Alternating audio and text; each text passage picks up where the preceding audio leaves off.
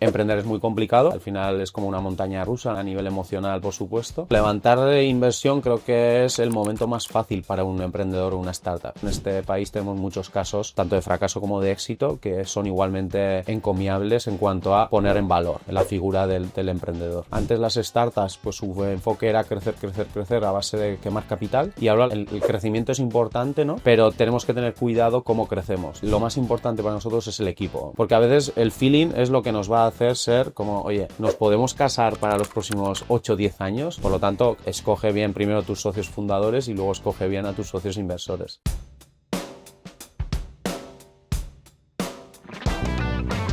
Muy buenos días y bienvenidos a No Surrender. Hoy tenemos a Jon Echeverría, que es inversor, emprendedor y cofundador de Unitatea Capital, además de principal en Draper B1. ¿Qué tal, Jon? Bienvenido. Gracias. Un placer. ¿Cómo estás? Muy bien. Por aquí Barcelona, muy bien. Y bueno, eres un referente en el sector de las startups, sobre todo en cuanto a nivel de inversión. Entonces nos darás unos tips y consejos para todas aquellas personas que quieran invertir y sobre todo para emprendedores también. Sí, todas aquellas personas que estén interesados en levantar inversión, yo les recomiendo que se queden en el podcast porque nos vas a dar también una serie de planteamientos y consejos. Así que la primera parte del podcast siempre son unas preguntas rápidas, suelen ser tres, que hacemos Julia y yo. La primera pregunta es: si pudieras hacer una última inversión en tu vida, ¿cuál sería? Bueno, es una pregunta complicada, ¿no? Porque al final, claro, tienes que pensar muy bien en qué es lo que quieres conseguir con esa inversión, ¿no? Al fin y al cabo yo sí que iría más hacia, pues, algo que realmente cambiase el mundo, ¿no? O sea, que por lo menos mi último granito de arena fuese algún tipo de empresa, startup que cambiase el mundo. Seguramente por impacto social, impacto medioambiental, o por ahí. Ahora, startup que te gustaría haber invertido pero no lo hiciste. Te diría que una, ¿no? Que es Zenrose, que es una startup de unos fundadores de Bilbao, que lamentablemente pues no pudimos llegar a invertir en esa compañía por nuestra tesis de inversión, que hoy lo hubiésemos hecho, ¿no? Entonces, bueno, sí, es esa la espinita clavada que tengo yo encima. Y si pudieses dar un consejo a una startup en 10 segundos, a una empresa que esté acabando de empezar, ¿cuál sería? Bueno, yo te diría que muy clara, ¿no? Es foco. El foco, o sea, foco en producto, foco en go-to-market. Empezamos por la trayectoria. Tú empezaste a invertir con 25 años. Sí. ¿Qué te motivó a dar ese paso y por qué invertir? Bueno, al fin y al cabo, en su momento era manager, ¿no? de una aceleradora de startups en San Sebastián, de la mano del Basque Culinary Center, muy enfocada en food tech, agrotecno, en el vertical de alimentación, agricultura, pues restauración digital. Y al fin y al cabo, en el momento en el que tuve la oportunidad, ¿no? de estar con un montón de emprendedores y startups a lo largo de todo el año, que en total fueron 4 años y medio, pues al final, oye, te empiezan a llegar, ¿no? oportunidades de inversión y empecé a poner como mi granito de arena en inversiones como directas, ¿no? Y así empezamos. Primero empezaste como emprendedor y luego hiciste un cambio hacia la inversión. ¿Qué te llevó a hacer este cambio y qué has aprendido de estos dos mundos? Bueno, a ver, yo creo que al final un emprendedor, ¿no? O sea, lo que en su momento yo cuando empecé a emprender lo que notaba es que me faltaba madurez, ¿no? Que me faltaban pues ciertos recursos, ¿no? Que quizás muchas veces ahora desde la perspectiva del fondo y de la inversión pues vemos que hay mucha diferencia entre emprendedores que son emprendedores jóvenes o emprendedores más senior, ¿no? Que hay cosas que son positivas en ambas, pero que normalmente los perfiles senior, al contar con muchísima más experiencia, pues tienen, bueno, no sé si un porcentaje de supervivencia más alto en los momentos más complicados, ¿no? Y es ahí cuando decidí, oye, pues empezar a invertir, y en el momento en el que empecé a invertir, la sensación de que emprender es muy complicado, ¿no? O sea, al final es como una montaña rusa, ¿no? A nivel emocional, por supuesto. Y en el lado de la inversión, pues al final es diferente, ¿no? Porque al final tienes la responsabilidad de invertir bien tu dinero o dinero de otros, pero estás en el lado, como os diría, como más cómodo de la balanza, ¿no? Como cofundador de Unitatea Capital, ¿cuáles eran tus principales objetivos al crear este vínculo de inversión y cómo ha evolucionado desde el lanzamiento? Claro, como al final os comentaba, claro, primero empecé a hacer yo mis primeras inversiones, ¿no? A título como más pequeño inversor, business angel, ¿no? Empecé a conocer a mucha gente, ¿no? En el ecosistema, pues incluso emprendedores en los cuales yo había invertido, coinversores en esas startups, ¿no? Y al final en 2019 empecé a darle una vuelta de si realmente quería enfocar mi vida al mundo de la inversión y el venture capital, ¿no? Pues qué mejor manera de montar primero un vehículo de inversión con el objetivo de, pues, aglutinar a diferentes perfiles personas, ¿no? Con el objetivo de coinvertir de la mano, ¿no? O sea, coinvertir de manera conjunta. Y es así como un poco surge en 2020 Unitatea Capital, ¿no? De la mano de un poco, pues 35 pequeños inversores que aglutinamos al fin y al cabo nuestros recursos para decidir, oye, pues en qué 15, 20 startups invertir, ¿no? Porque como principal en Draper B1, ¿cuáles son las diferencias y similitudes en el enfoque de inversión que tienes y también con Unitatea Capital? Bueno, al fin y al cabo, Unitatea Capital surge de esa iniciativa propia de tratar, ¿no? De aglutinar un poco los recursos que estábamos destinando a nivel individual como Business Angels y en paralelo pues surge el camino de Draper B1, ¿no? Que al final Draper pues es un fondo de Venture Capital aprobado por la CNMV, ¿no? Que lleva pues desde el año 2012 invirtiendo en startups, es decir, que contaba con muchísima más experiencia que la nuestra y Draper como tal pues había sido un fondo que también había empezado primero como aceleradora, después había dado el salto al Venture Capital y las inversiones de etapa pre-seed a etapa seed, ¿no? Y justamente en Unitatea pues buscábamos invertir más en etapas muy early, muy pre-seed, ¿vale? O sea, al final en PowerPoints, ¿no?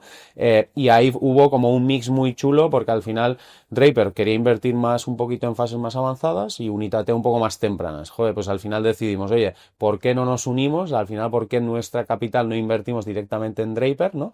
Y al fin y al cabo la exposición que vaya a tener nuestro dinero no vaya a ser solamente con 15 startups, sino 50 en total, ¿no? Y esa fue la manera en la que vimos como esas similitudes entre las tesis de inversión de Unitatea y Draper. Y ahora centrándonos un poco en las estrategias para invertir, ¿qué es en lo que tú te fijas, ¿vale? Los principales indicadores que tú decides, vale, esta startup invierto o esta no. Bueno, al fin y al cabo yo creo que como invertimos en etapas muy tempranas, lo más importante para nosotros es el equipo, ¿vale? Es el feeling que tenemos con el equipo fundador, ¿no? Entonces ahí tratamos, y yo en persona, ¿no? O sea, me gusta meterme mucho en cómo es cada persona, pero no solamente en el ámbito de lo que es su startup y la gestión de su equipo, sino también un poco en el día a día, cómo es esa persona, qué aficiones tiene, qué gustos, ¿no? Porque a veces el feeling es lo que nos va a hacer ser como, oye, nos podemos casar para los próximos 8 o 10 años, ¿no? Y luego personas son lo más importante porque son los que están en el día a día y luego buscamos siempre pues mercados grandes, ¿no? O sea, mercados como internacionales muy grandes y luego que el enfoque de producto, o sea el software o el hardware que tenga cierto componente tecnológico, ¿no? Que tenga cierta defensibilidad. Uno de los elementos más importantes de la inversión es sobre todo el crecimiento de las startups y su escalabilidad a nivel de negocio. ¿Cómo crees que pueden gestionar de manera más eficiente las startups para poder crecer en este aspecto? Bueno, a ver, al fin y al cabo es estando muy cerca del mercado, ¿no? O sea, es decir, al final lo que hemos visto un poco con la evolución de los últimos años es que antes las startups, pues su enfoque era crecer a base de quemar capital y ahora lo que nosotros tratamos un poco de impulsar a todas las startups de nuestra cartera es el crecimiento es importante, ¿no?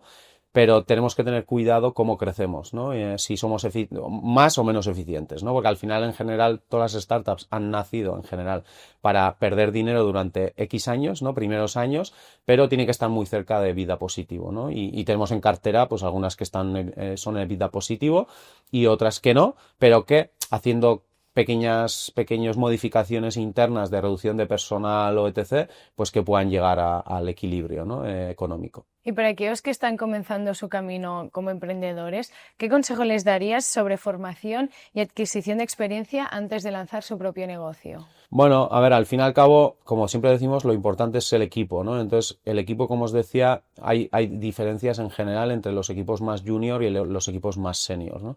Los equipos senior vienen ya normalmente con experiencias importantes y eso les permite aprender, o sea, tener ya un conocimiento, una experiencia que les sirva al fin y al cabo para poder empezar desde el primer momento con ciertas estructuras que un junior todavía no las ha vivido y por lo tanto no es capaz de llevarlos, ¿no? Siempre al final a los juniors lo que les decimos es, o sea, al final tienen que tener como mucho cuidado en entender que el crecimiento es positivo, pero el crecimiento tiene que ser medianamente sano, ¿vale?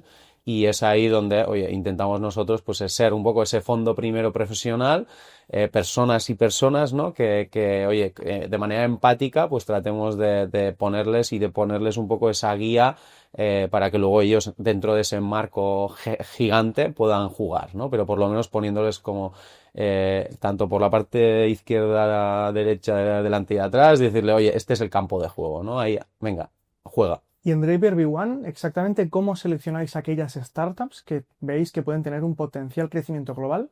¿Y hay algún sector concreto en el que invirtáis más? Yo creo que para nosotros es importante equipo, ¿no? Es importante un mercado muy, muy grande, o sea, que hablemos de mínimo un billón de mercado, incluso más, ¿no? Visión, o sea, en esa parte también para nosotros es muy importante que esos productos, esos software principalmente en las cuales invertimos, pues que tengan un potencial de mercado en Estados Unidos, ¿vale? Porque para nosotros en Draper sí que muchas veces las startups españolas principalmente, pues oye, piensan en España, ¿no? Y piensan o en Europa o en Latinoamérica, ¿no? Y para nosotros, por contra, pues nosotros siempre les tratamos de empujar a Estados Unidos, ¿no? Porque es el mercado más grande en SaaS, ¿no? Y luego sectores, al final, como os decía, somos muy de B2B SaaS en general, buscamos empresas, todo lo que es softwares con cierta IA, pero no como un componente, una característica, sino realmente que haya una diferenciación de producto-plataforma. Buscamos empresas de fintech, ciberseguridad, y luego también os diría que nos gusta y cada vez más el sector aeroespacial, ¿no? Que ya hemos hecho algunas pequeñas inversiones y es también el objetivo, ¿no? A lo largo de estos siguientes 4 años. Y John, pasando a la parte de aprendizajes, a lo largo de tu trayectoria, ¿cuál es el error que más has aprendido y qué lección obtuviste? Bueno, como error yo creo que, o sea, al fin y al cabo en mi vida personal, pues sí que a nivel educativo yo soy una persona que me cuesta memorizar, por ejemplo, ¿vale? Entonces el modelo educativo tradicional de hoy en día, ¿no? De tener que memorizar para prepararte un examen, una selectividad, pues no va conmigo, ¿no? Entonces ahí sí que, pues bueno, tuve ciertos problemas en mi entorno educativo de que al fin y al cabo yo exigía pues otros métodos de aprendizaje cuando realmente el entorno educativo no estaba preparado, ¿no? Entonces sí que cometí varios errores pues de tener que pasar 3 años haciendo bachillerato, por ejemplo, pero bueno, eso luego me permitió pues realmente estar hoy donde estoy por ciertos cambios que yo pude en ese momento aprender, ¿no? De la vida diaria estudiando, ¿no? Al fin y al cabo. Antes has comentado bueno, que estáis invirtiendo cada vez más en el sector aeroespacial. Exactamente, este tipo de inversiones se centran en empresas en España, en Europa, Estados Unidos, ¿y qué potencial tiene de cara al futuro? Bueno, nosotros en general invertimos un 80-75% en España, 20-25% en Estados Unidos, ¿vale? También tenemos algún caso que otro de emprendedores europeos que justamente se están asentando en Barcelona, ¿no? O sea, sí que estamos viendo que Barcelona como ciudad está atrayendo, ¿no? A mucho talento, principalmente europeo. Y principalmente también invertimos en Estados Unidos porque al fin y al cabo Draper V1, la primera parte de nuestra marca Draper, viene de un fondo de venture capital americano y eso nos permite tener cierta exposición directa a Estados Unidos. Dentro del ecosistema vasco de empresas, tú que estás más familiarizado, ¿dónde ves, digamos, la evolución que ha sufrido en los últimos años y destacas alguna cuestión en la actualidad? Bueno, a ver, yo sí que creo que primero tenemos una mochila que pesa muchísimo, ¿no? Al fin y al cabo venimos de un entorno industrial, ¿no? Con empresas muy potentes, ¿no? Que surgieron pues en los años 40, 50, principalmente a partir de esos 50, 60. Y al fin y al cabo eso todavía sigue pesando porque gran parte de nuestro tejido empresarial tiene la industria, ¿no? Y entonces mucha gente joven, ¿no? Lo que nos pasa en el ecosistema es que estudian para trabajar en empresas de este tipo, ¿no? Pero lo que muchas veces nos pasa es que justamente pues eso conlleva a que tengamos pocos perfiles emprendedores, ¿no? Es verdad que hemos visto una evolución desde la perspectiva de empresas o emprendedores pues de sector ciberseguridad, sector biotech, sector industria 4.0. Oye, pues creo que hay cosas, ¿vale? Sí que también hemos visto algunas empresas esporádicas, startups, pues más enfocadas en software, pero bueno, al final la realidad es que sí que tenemos que seguir impulsando, ¿no? El tejido económico empresarial a través de emprendedores y nuevas empresas, ¿no? Y ahí sí que tenemos pues un reto más que nada para seguir trabajando y generar como la siguiente, ¿no? Hornada de compañías que dentro de 50 años pues sean los que realmente nos ayuden a seguir posicionándonos, ¿no? En el ecosistema. ¿Qué papel crees que juegan las instituciones académicas en el ámbito del emprendimiento? Pues como os decía, creo que es muy clave, ¿no? O sea, al fin y al cabo lo que yo viví, por ejemplo, ¿no? En mi entorno educativo Después tuve la suerte, ¿no? de entrar en una universidad que siempre digo que me cambió la vida, ¿no? En cuanto a visión y es donde estoy hoy, gracias a también a esa etapa de 4 años en la universidad. Pues creo que las universidades tienen un trabajo muy arduo, por un lado, pero a la vez muy importante en por lo menos ayudar, o sea, en por lo menos abrir la mente a todos esos estudiantes en que el emprendimiento es otra vía, ¿no? Pero que existe esa vía, ¿no? Porque muchas veces es como que nos forman para ser trabajadores sea el sector público o sector privado, pero trabajadores, ¿no? Y creo que este país en su conjunto y totalidad necesitamos, por supuesto, muchísimo más emprendedores. Por lo tanto, sí que al fin y al cabo el caldo de cultivo que está en las universidades, pues qué mejor que a través de incubadoras o aceleradoras, que para que les ayudemos a por lo menos a generar como esa chispa, ¿no? Del emprendimiento, ¿no? ¿Y qué crees que podrían hacer para fortalecer aún más el emprendimiento? Bueno, yo creo que estar muy cerca de todo el resto del ecosistema, ¿no? Porque es verdad que como universidad, estando en tu universidad, pues difícilmente también vas a ser capaz de abrir y de generar esas chispas, como comentaba, ¿no? Si estás solamente en tu universidad, entonces lo que hay que buscar es relaciones con otras universidades, no solamente ámbito nacional, sino también, pues relaciones entre universidades españolas y americanas, ¿no? Por ejemplo, o estar más cerca del mundo empresarial o del emprendimiento, ¿no? O incluso del mundo corporativo, ¿no? Creo que hay como que hay muchas iniciativas por hacer para acercar pues el emprendimiento a las universidades, ¿no? Y creo que en este país tenemos muchos casos tanto de fracaso como de éxito que son igualmente encomiables en cuanto a poner en valor, ¿no? La figura del emprendedor. Bueno, ya has comentado varias inversiones, ¿no? que has hecho, que la verdad que tienes una gran trayectoria. Entonces, ¿cuál dirías que ha sido la inversión arriesgada? Bueno, a ver, claro, hablando de Venture Capital, ¿no? Creo que todas son de riesgo, ¿no? Porque hablamos de Venture. Justamente, bueno, desde Estados Unidos, ¿no? Muchas veces nuestro partner en Estados Unidos, Tim Draper, que no es un partner en nuestro fondo, pero sí que es un poco el que siempre nos ha transmitido, ¿no? Una visión más del Venture Capital puro americano. Muchas veces nos dice, ¿no? Que realmente en Europa o España invertimos mucho en capital y poco en venture, ¿no? Entonces lo que tenemos que intentar siempre es, oye, que el riesgo conlleve todos y tenemos empresas pues, por ejemplo, Arcadia Space en el sector aeroespacial, que fuimos el único fondo en España en apostar por ellos pues hace año y pico, cuando realmente había muchísimo riesgo de que realmente sus motores de propulsión con biopropelentes verdes realmente salieran al mercado o no. Y es una compañía que a priori, pues próximamente, quizás la semana que viene, vuele por primera vez, ¿vale? A través de SpaceX desde Estados Unidos. Por lo tanto, es una inversión de muchísimo riesgo, pero confiábamos un montón en ese equipo, ¿vale? Y en la capacidad tecnológica, en los desarrollos que ya venía haciendo ese equipo, ¿no? Pues, por ejemplo, es una de ellas. Y sobre todo a nivel de decisiones que te puedas haber arrepentido a lo largo de tu vida, ¿hay alguna startup que en su momento decidirás no invertir y luego has visto que ha sido un total éxito? Hay muchas, ¿no? O sea, al final, como fondo y como incluso Business Angel, hemos tenido experiencias de todo tipo. Por ejemplo, como os comentaba, pues uno de esos casos ha sido Zenrose, ¿no? Que a mí me gustaba muchísimo. Además, no, muchas veces, al final, Aurken, ¿no? Que es el fundador y CEO, pues ahí tuvimos, creo que un feeling positivo, ¿no? Además, hablamos los dos euskera. Entonces, sí que muchas veces yo también intento, ¿no? Que dentro de Draper, oye, pues si yo encuentro un emprendedor que hable euskera, que tenga, joder, un potencial de crecimiento importante, que pueda comunicarme en mi lengua materna con ellos, pues también me hacía muchísima ilusión, más allá de equipo, potencial de mercado y tecnología, ¿no? Y sí que sé, por lo que sé, pues que van muy bien y me alegro un montón, ¿no? Pero al final es cosas que nos van a pasar todos los años, ¿no? De que, por un lado, hayamos decidido no invertir en compañías que luego hayan ido mal y que hayamos decidido no invertir en compañías que luego hayan ido bien, pero es nuestro juego. Tenemos que saber vivir con eso.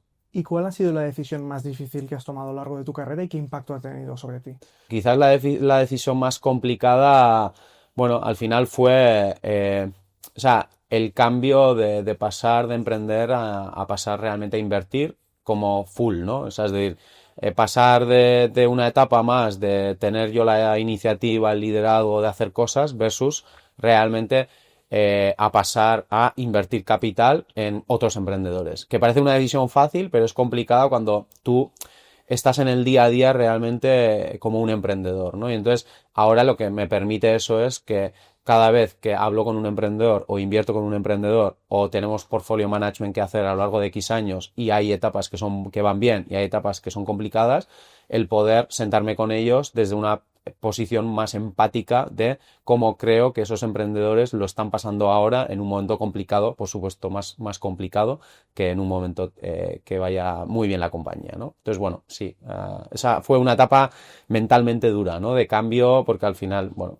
te requiere que tu cerebro piense diferente, ¿no? Y John, mucha gente percibe el Venture Capital como una apuesta segura para las startups, pero bueno, todas las inversiones no tienen éxito. Entonces, ¿cuál dirías que es el mayor mito que la gente dice sobre levantar inversión? Lo que siempre decimos, ¿no? Levantar inversión creo que es el momento más fácil para un emprendedor o una startup, siendo complicado, ¿vale? Pero es lo más fácil de la perspectiva de que ya cuentas el capital. El problema es cuando tienes que decidir realmente ese capital a qué lo destinas, ¿no? Sea a contratar equipos, sea a mejorar productos, sea a captar clientes, sea en B2B o incluso un B2C más desde el foco de marketing. Eso es lo difícil. Realmente, al final, en el momento en el que el emprendedor recibe el dinero, ¿no? Muchas veces decimos, joder, esta startup ha levantado una ronda, enhorabuena, tal. Ahora viene lo difícil, ¿vale? Porque tienes que saber utilizar de manera eficiente ese dinero, porque dentro de 15, 18 meses probablemente vas a tener que levantar otra ronda de inversión y para entonces tú has tenido que conseguir ciertas métricas de negocio que tú prometiste a la hora de la ronda de inversión, a la hora de cerrar la ronda. Por lo tanto, claro, al final luego los inversores nosotros, un Venture Capital, al final nosotros gestionamos el dinero de familias, empresarios, empresarias, fondos de fondos y tenemos que buscar la mejor rentabilidad posible y ser eficientes en eso. Por lo tanto, tenemos que ser o sea, no presionamos, pero no somos ahí alguien que está todo el día ahí a martillo, ¿no? Con ellos, no, pero al final tiene que entender que también al final nosotros tenemos que luchar por la supervivencia y la escalabilidad de esas compañías. Bueno, hasta ahora ya has dicho varios tips, entonces, si pudieras dar un solo consejo para evitar el 90% más o menos del fracaso de las startups, ¿cuál sería? Pues yo creo que diría seleccionar muy bien a tus compañeros a tus compañeros, ¿no? O sea, tanto principalmente equipo fundador, ¿no? Y luego, por supuesto, a los socios inversores, incluyéndonos a los fondos de Venture Capital, ¿no? Es lo más importante. O sea, al final, el emprendimiento ya de por sí es duro para que el camino que tú tengas que construir para llegar a X nivel de escalabilidad, que realmente internamente sea en el equipo fundador o con tus socios inversores, no sea un buen camino, ¿no? Y que la relación no sea buena, ¿no? Por lo tanto, escoge bien primero tus socios fundadores y luego escoge bien a tus socios inversores. Me imagino que a lo largo de toda tu trayectoria pues has vivido aprendizajes, errores y diferentes pues, momentos de crisis y sobre todo que has ido aprendiendo sobre la marcha, porque nadie nace aprendido en este aspecto. Y también habrás pedido consejo para ver pues, cómo moverte, cómo invertir. ¿Algún consejo muy malo que te hayan dado que digas, me arrepiento de haber hecho caso a un consejo o este consejo no tiene ningún sentido? Bueno, claro, es complicado, ¿no? Porque al final estamos acostumbrados a recibir un montón de tips, o sea, un montón de mensajes, sean consejos o no, o sea, desde la perspectiva de muchas veces igual una persona te da un consejo, pero otras veces no sabes, o sea, tú no lo estás interpretando como si fuese un consejo, ¿no? Lo que sí que os diría es que al final, bueno, más que un consejo en concreto, diría, al final, tú sigue confiando en ti, ¿no? O sea, sigue confiando como en tu intuición, ¿no? Y sigue confiando en tu experiencia. Porque vas a recibir un montón de mensajes, seas un emprendedor o seas un inversor. Lo que tienes que hacer es saber recibir esos mensajes, trabajarlos mentalmente y decidir aquellos que sí que realmente en ese momento te interesan y cuáles no. O sea, al fin y al cabo, creo que es algo que pasa en el día a día, que como os decía, emprender es muy complicado, es una montaña rusa.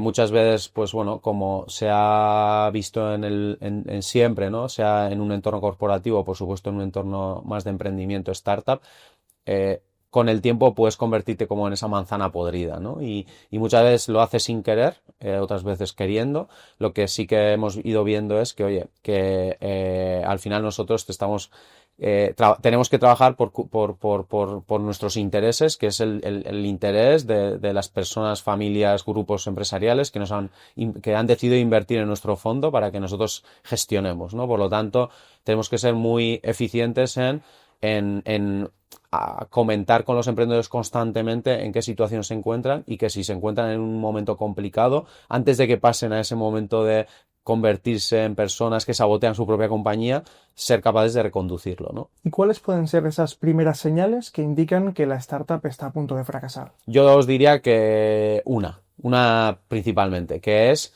el modelo de reporting. O sea, es decir, nosotros al fin y al cabo, cada trimestre obligamos a todas las startups que nos pasen cierta información y en paralelo, por supuesto, hacemos un montón de videollamadas de seguimiento, muchas llamadas telefónicas, incluso WhatsApp del día a día, oye, ¿cómo vais? Tal, ¿qué tal estáis? ¿No?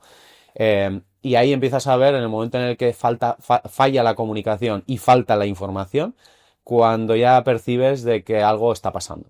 Y ese creo que es como el principal. Y ahora hemos estado hablando de errores y aprendizajes que has obtenido durante tu carrera. Entonces, si ahora tuvieras que empezar de cero, ¿elegirías el mundo de la inversión o te irías por un camino completamente diferente? La verdad que me apasiona lo que hago, ¿no? Me gusta, porque me da pie a encontrar un montón de emprendedores, hablar con un montón de personas, entender, ¿no? También cómo funciona la tecnología y la evolución tecnológica hacia dónde va, ¿no?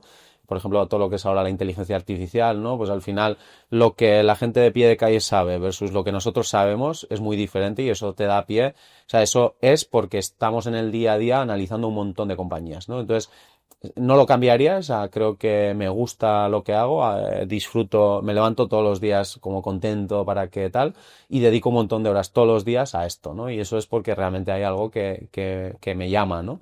Y en ese sentido estoy contento. Y para ir terminando, justo ahora mencionabas la inteligencia artificial. ¿Cómo crees que ha evolucionado? ¿Qué cambios ha sufrido el mundo de la startup, el mundo del emprendimiento? ¿Y cómo ha afectado todo eso a tu manera de invertir? Bueno, al fin y al cabo, claro, nosotros lo que nos pasa muchas veces como fondo es que nosotros nos lleva un año y medio cerrar un fondo de inversión, es decir, captar el capital para empezar a invertir, ¿no? Y en el momento en el que empezamos a invertir, ¿qué nos pasa? Nos pasa que nosotros construimos una tesis de inversión, de oye, tenemos que invertir en X número de compañías de este tipo, con el objetivo de que invirtamos X capital y obtengamos X porcentaje, ¿no?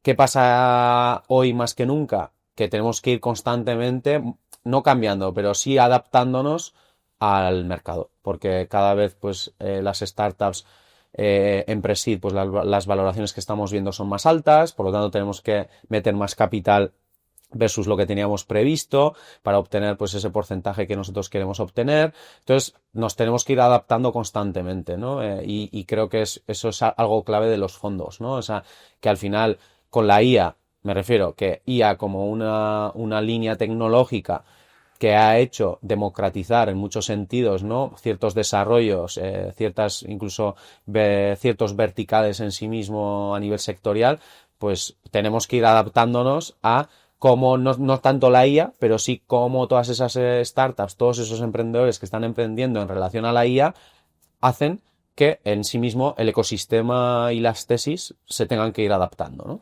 Y ahí estamos, o sea, constantemente pues quejándonos de que cada vez, ¿no? Las soluciones son más complicadas, pero estamos lo que viendo es que también la IA democratiza en muchos sentidos muchas líneas de desarrollo que hasta ahora tenías que ser un perfil muy técnico para poder conseguirlo, ¿no? Ahí estamos. Pues bueno, Ison, muchas gracias. Hasta aquí el episodio de hoy. La verdad que es muy interesante y muchas gracias por compartir los consejos que yo creo que ayudarán tanto a inversores como a emprendedores a optimizar sus recursos. Totalmente. Muchas gracias, sobre todo por el enfoque que nos has planteado del mundo de la inversión, la toma de decisiones y lo más importante, la gestión eficiente de los fondos. Te agradecemos mucho la presencia aquí en No Surrender y os agradecemos mucho a todos vosotros que estáis ahí cada semana, cada 2 semanas con nosotros. Nos vemos en el próximo episodio. Gracias a todos y suscribiros al canal.